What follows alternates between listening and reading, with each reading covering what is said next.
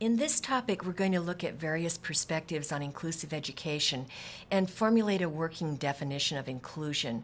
We'll start by viewing an overview of IDEA, the Individuals with Disabilities Education Act.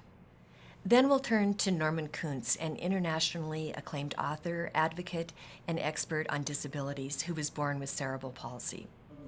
I know I have cerebral palsy, right? You know I have cerebral palsy. But like you don't know that I know I have cerebral palsy, and you don't want to be the one to tell me. Oh my God, you're right! So don't worry, I know. Kuntz calls for schools that welcome the diversity of all children, and he writes, "When inclusive education is fully embraced, we abandon the idea that children have to become normal in order to contribute to the world." We'll also hear Dan Habib speak about his perspectives as a parent and the way that inclusive practices have truly impacted his son's life. But I think about this all the time. What's it going to take to change that dynamic so that so many kids are not being segregated?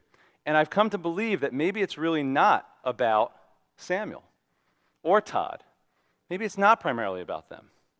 Maybe it's actually about the other kids.